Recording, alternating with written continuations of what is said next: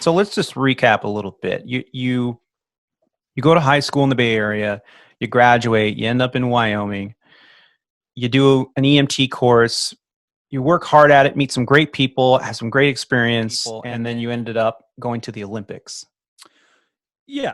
And that's when the seed was planted. You were there at the Olympics and you met someone there that was a flight instructor.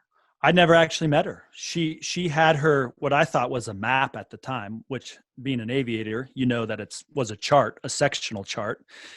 But I called it a map. And I said, what's this map up on the wall? And the roommate says, well, the gal who lives here, she's a flight instructor. I never met her. She's the one who planted the bug. I never met her. I tried to track her down one time years ago, and, it was just years past and, too late, but I don't even know her name.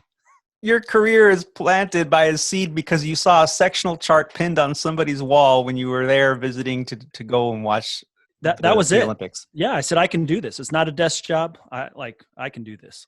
Well, you're an outdoorsman, so I can totally see how you would not want to go for a career where you're trapped inside, on a desk. And trust me, I know that one very well. Yeah. So here you are, you end up in Tahoe, you just start taking some flying lessons, working odd jobs to pay for food and whatnot. And your progression in aviation wasn't a continuous, constant thing, was it? It was not. I'd probably be a lot better off right now.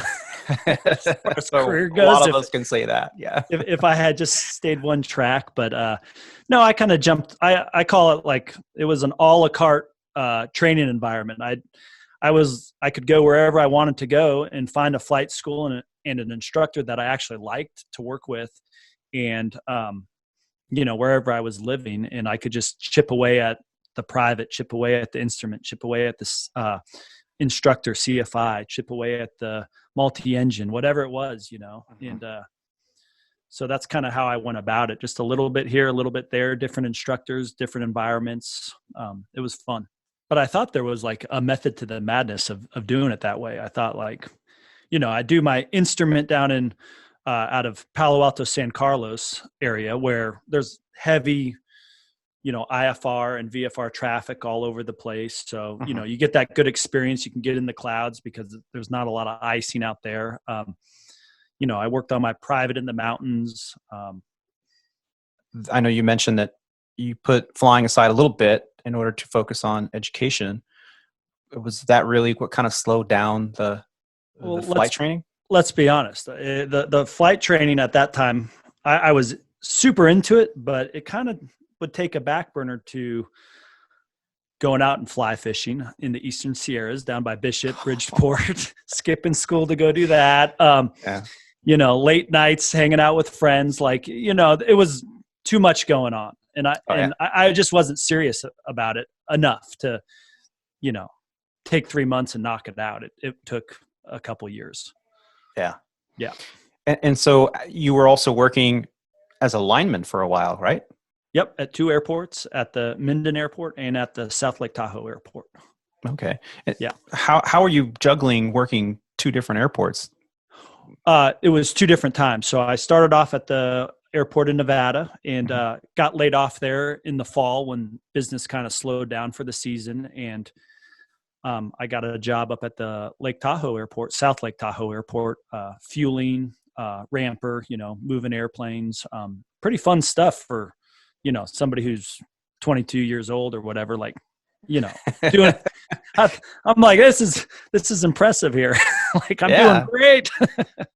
Yeah. And being a lineman, a lot of pilots kind of do start out, working the ramp, working the line, per se, especially when they're young. And I've heard some pretty amazing stories about doing that job and the kind of the pilots that you meet coming in. Do you remember any tales from that time that really kind of stand out as something that happened or something you learned from or experienced with those other pilots that were coming in and flying in and you're fueling their airplanes?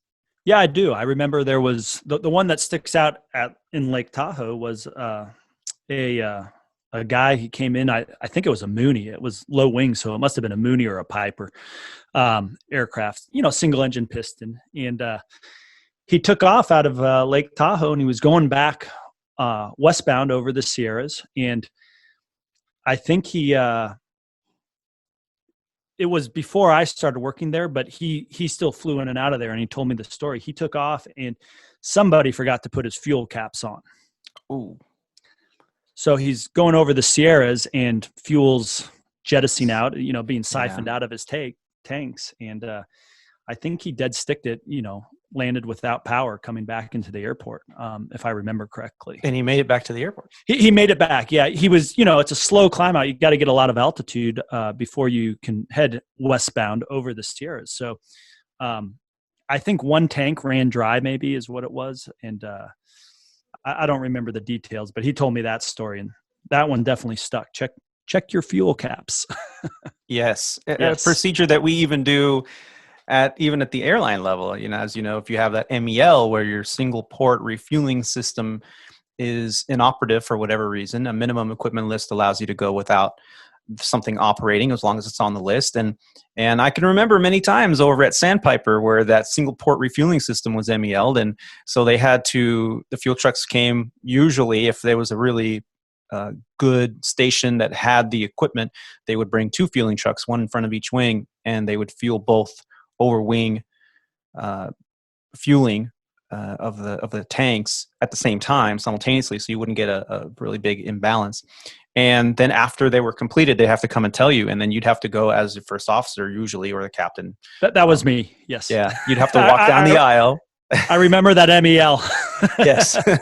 Yes. And so, and you always knew a rookie FO because they would go out of the airplane and walk on the ramp and try to jump up and see. And then you're like, so you check the fuel caps? Well, you can't really see them. I'm like, why don't you just walk down the aisle and look out the exit rows?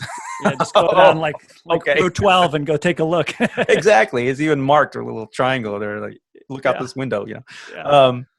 So yeah, and I could totally picture that because I remember I've never really flown in and out of South Tahoe, but being that grew up in the Bay Area and got to hear stories from aviators that did fly in there. I believe it was like you would do a spiraling ascent, and that would make sense that you'd have one wing low and the fuel would kind of been siphoned out of that left tank or right tank, whatever direction you're turning, and then as you're climbing out, before you venture off to go on course, you always check, everything. You do your kind of little fuel gauge check, engine check, radio check, all that stuff. And he, from what you're telling me, must have discovered that he was way low on fuel on one tank. And that's what it was. He discovered it before he actually went over the gut of the Sierras, the highest points. And luckily he was still within range of the airport there. So, yeah. And there's a reason we do these kind of little things, the checks, even to this day over at the main line. We take off as soon as we're through 10, some things happen, the aircraft speeds up, and as pilot monitoring duties, either way, I always kind of run through all the pages in what we call the ECAM. So I check everything just because at that point you're through 10,000 feet, you're picking up the speed to get the heck out of there. If something's wrong, you could always turn back. So that's a great story. And the fact that you got to hear that as early on in your career, really does set kind of a tone of knowledge. And that's really one of the reasons I started this podcast, is to kind of talk to aviators, hear their story, hear their journey, how they got to becoming pilots. What I like about the podcast, Tony, that you got going on is it's simple. It's not too technical. Yes. It's simple. So anybody can sit in, listen to it, and hopefully pick some things up, whether it's nice being an experienced aviator and being able to hear all the stories and what you're talking about. But at the same time, it's like somebody who doesn't know anything about flying can sit in and understand what you're talking about. So well, thank you. That's a good way to be. That's the way I want it. I want to be able so that I don't kind of pigeonhole the listeners to only be those that are in the industry and know exactly what I'm talking about. I want to be able to kind of reach out and hopefully inspire some young people to decide to go down this road and become a pilot. Even with everything that's going on today, it's only temporary. It too shall pass, as Gandalf the Grey said, or was that shall not pass?